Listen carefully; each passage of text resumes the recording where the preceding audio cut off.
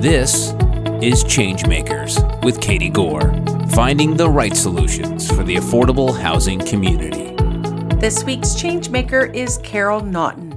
Carol is the CEO of Purpose Built Communities, an organization that helps transform struggling neighborhoods into places of opportunity and well-being. Carol has devoted her entire career to advancing social justice, economic opportunity, and health equity for low-income families across the country. Carol, welcome to the podcast. Thanks, Katie. I'm glad to be here. Thank you for being here. It's going to be a great conversation about something that is so new and innovative to our world. So let's start. If you would like to share with us about your past experiences that really have ultimately led you to where you are and who you are today. So I started my career as a commercial real estate lawyer here in Atlanta and worked for a couple of great firms, learned a lot. But I had one of those moments of clarity in 1994. And those of us of a certain age will all remember this. My moment of clarity started with the O.J. Simpson's Bronco chase. And that was the summer of 1994. I found out that night that I was pregnant with my second child, and I was really, really sick.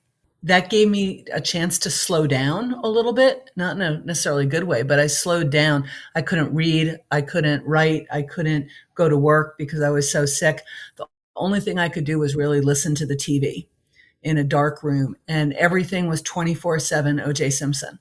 And it put me in a position of really needing to kind of confront for the first time in my kind of privileged life that Black people in America had had a fundamentally different experience with the justice system than white people had.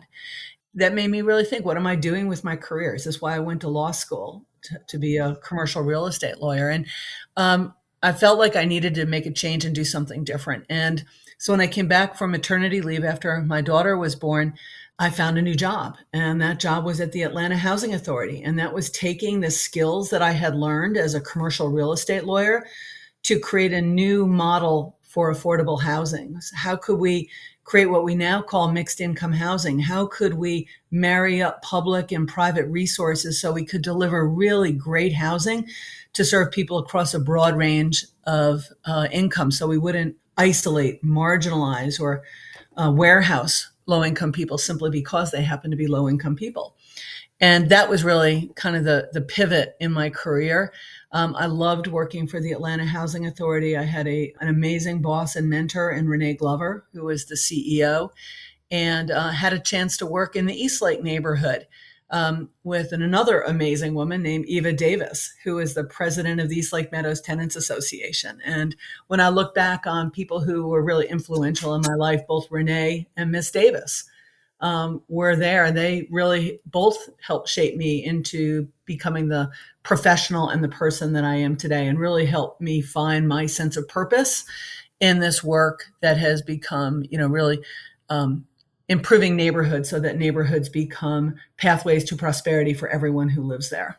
What an interesting journey to take you from quite a personal place and health, incident to now working in communities, all because of this moment of enlightenment, I guess you could call it, right? Yeah, I think so.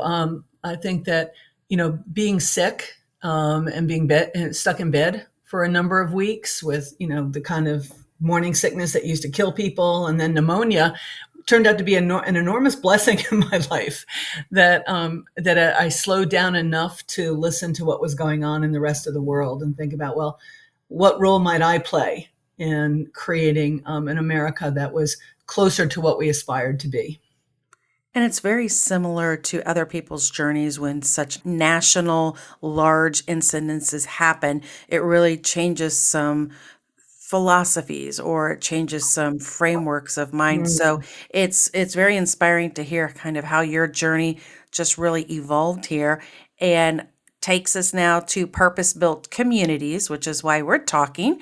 So you've been there for quite a while. You've been CEO. So tell us, what is your company about, and explain some of your strategic priorities. Purpose-Built Communities is a nonprofit organization that works really closely with local leaders across the country to improve their neighborhoods so that those neighborhoods become places where the people who live there experience greater racial equity, better health outcomes, and upward economic mobility. We are neighborhoodists. The word does not roll off the tongue easily, but we are neighborhoodists. We understand that neighborhoods are really powerful. They shape how we think about our role in the world. They shape where we live, what opportunities we might have, what challenges we might have to face. And so we want to strengthen neighborhoods that have been defined by concentrated poverty and created as a result of the malintended policies and practices of the last 150 years, so that those neighborhoods really become springboards, neighborhoods where we're able to align a variety of systems and processes so that people in the neighborhood really have a chance to participate in the American dream. It's interesting because a neighborhood can be both the negative and the positive influence in one's life. Mhm. And so, what you're trying to do is identify, and I'm kind of just summarizing here, but you're identifying what those influences are and then trying to mobilize a structure to combat some of those. How does that play out in people's lives? Like, what's it look like? Thank you. Great question. It's really a big change management process that starts with people who live in the neighborhood and leaders in the community who might look and say, you know what, we deserve better than this. Frankly, we might live in a place where our housing is substandard. We might live in a place where the school system has been unable to deliver excellent education. And as a result of those two big things alone, lots of other pathways forward become less likely. Doesn't mean that some people won't find a great pathway forward. It just means that the average kid is unlikely to find a pathway to prosperity. And so what we want to do is work with the neighborhood to strengthen housing, education, health and wellness, and economic vitality in that neighborhood. And we have a very specific approach by how we do that. We work with local leaders that ultimately form what we call a community quarterback organization, which is a almost always, but not always, newly created nonprofit organization that helps bring people together who live in the neighborhood, people who work in the neighborhood, organizations based in the neighborhood or serving that neighborhood together to say, what could we do together if we were working in a coordinated, effective way, and we developed a really robust plan, an executable, financeable plan to improve the conditions in which people live, work, play, and learn. And those elements, we call them pillars in our approach, those 4 pillars are really important. The first one is high quality mixed income housing. How might we help the neighborhood achieve high quality housing, rental housing that serves people across a really broad income level? Then we think about how can we help the community create what we call a cradle through college education pipeline, neighborhood serving. So great high quality early learn that starts with, brand new babies and gets every little genius ready for college and career. And we think about the kinds of health and wellness amenities that every neighborhood wants, but are too often lacking in low-income neighborhoods. And then finally, we think about economic vitality. How does money flow in a neighborhood? Who owns the businesses? Who has the jobs? What is the opportunity for entrepreneurship and other kinds of wealth building in the neighborhood for the people who live there? And all of that work ultimately is kind of not executed by, but coordinated and sustained and nurtured by this community quarterback organization and really best in class implementation partners across these areas. So great real estate developers, great education partners, great folks in the health and wellness world who work together to execute upon this plan. It may take 10 years to get it all implemented. And that sounds like a long time, but when you're talking about the arc of a neighborhood, you realize that 10 years is a heartbeat. Mm-hmm.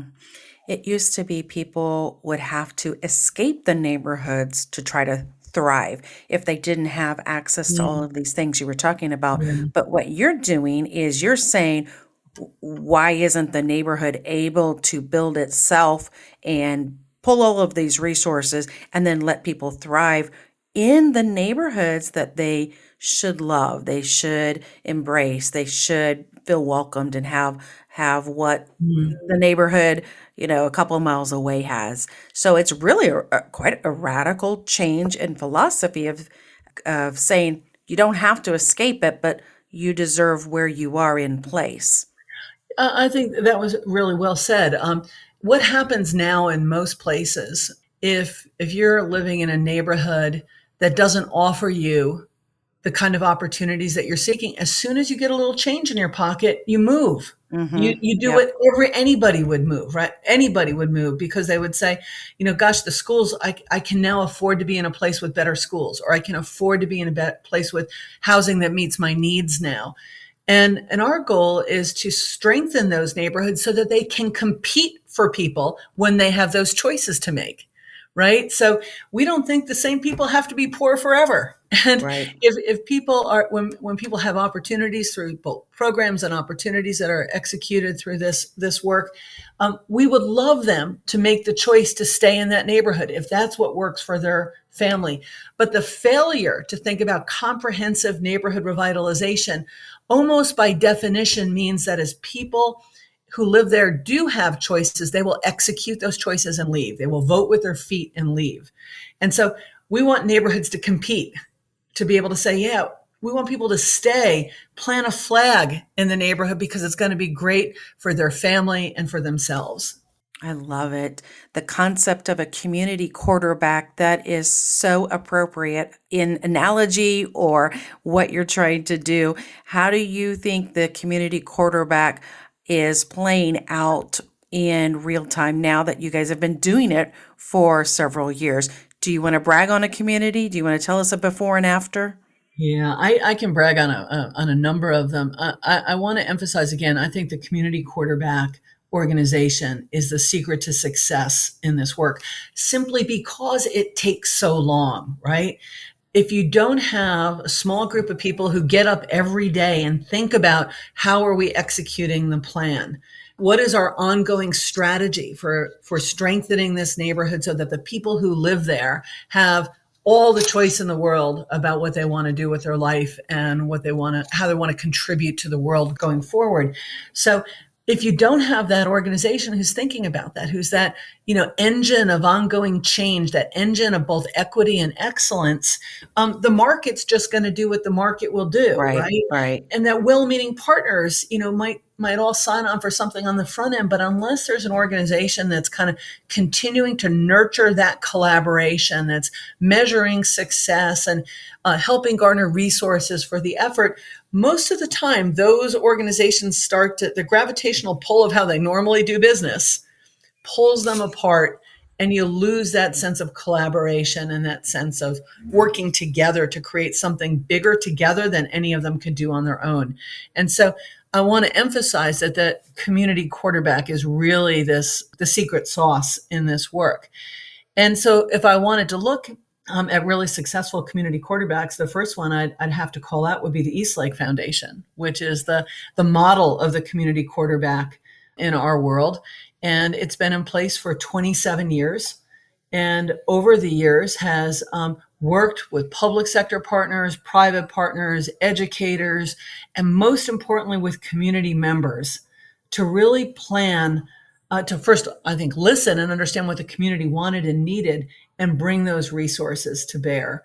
Over time, the Eastlake Foundation has, and its partners have built about 650 units of apartment homes, mixed income apartment homes that serve people really well, from the very lowest income families in the community to much higher income families. It's created a wonderful school that really anchors the community. It's one of the best schools in the state that serves almost 2,000 kids in the community, from cradle through 12th grade, and kids graduate, at about a 99% rate. So, there's lots of ways that you can visit Eastlake and you can see the work of the community quarterback and how it's created these deep, durable pathways to prosperity for the community. And you can see that they're still thinking about, well, what does our community need now? And is there a way to bring those resources to bear? So I'll give an example. the Eastlake Foundation and the Atlanta Community Land Trust and the Cousins Family Foundation just partnered on the creation of the first community land trust project called the Trust at Eastlake, that'll deliver 45 new homeownership opportunities for lower income families, so they can own a home in a really popular neighborhood that has all of the amenities that people want. Where before that, the neighborhood really was not affordable for home ownership until we brought that land trust opportunity to the community. I would also add, in addition to the quarterback, it sounds like you have a community cheerleader who is actually positioning the community to say it's a place of destination now, not just the quarterback analogy. Yeah, I think that's right. All of there's 27 community revitalizations that we support through the country, all of whom have a community quarterback organization at the heart, working side by side with residents in the neighborhood, really focusing again on execution that is both equitable and excellent. So many of them are doing just a wonderful job. I'm excited by what I see in Wilmington, Delaware, with Reach Riverside, working in a beautiful partnership with residents in the Riverside neighborhood, with the Housing Authority, with Eastside Charter School, with the city, and other partners, again, to really create change in the neighborhood that really harnesses the energy and the passion of the neighborhood to create obvious, durable pathways to prosperity for the community.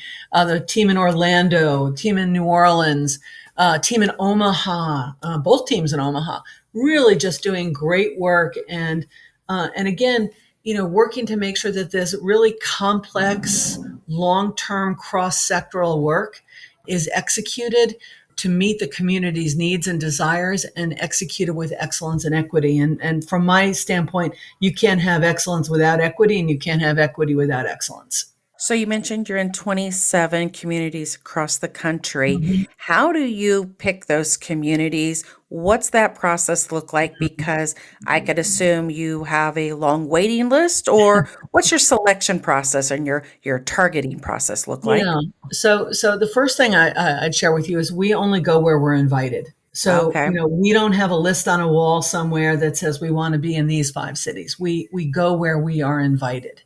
And, this work is really disruptive. It requires all the participants involved, these sometimes big public sector actors like school systems or public housing authorities or the city, to be willing to do things differently than they've done them in the past, right? Because what's been happening in the past hasn't been working very well for families in the community. So part of the assessment on the front end is about kind of the readiness of community members and stakeholders like cities, housing authorities, and other public sector partners to do this work. We also look early on what kind of leadership from the community and the broader city is interested and willing to be involved in this work. It's really important that leaders from the neighborhood and leaders from outside the neighborhood are able to work together to really assess whether we're the right partner for a particular community. As I said, a lot of people will knock on our door and they all say, oh, this is what they want. And then, when you start to get into it, the question is, do you have the stick-to-itiveness, the perseverance? Do you have the willingness to work with these great big public systems to help them do things better, differently? Do you have the ability to get policies changed, sometimes at the federal, state, and local levels, that will allow us to create a healthy, robust neighborhood opportunity for the people who live there? So front end, opportunity, readiness of the community, the leadership.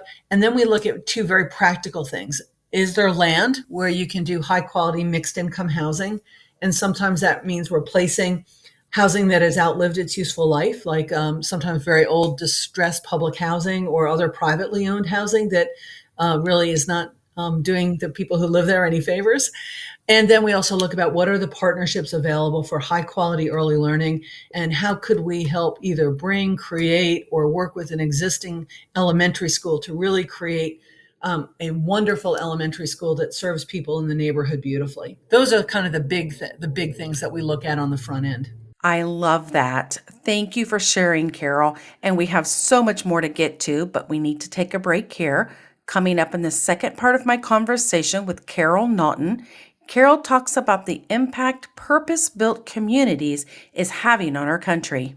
I am sustained by this work because of the quality of the folks that I get to work with, both at Purpose-Built, the quality of the folks I get to work with at the neighborhood level across our network, the partners that we are developing across the country, because I think the work that we do is an incredibly important part of the solution of creating an America that meets kind of the aspirations of our founding fathers.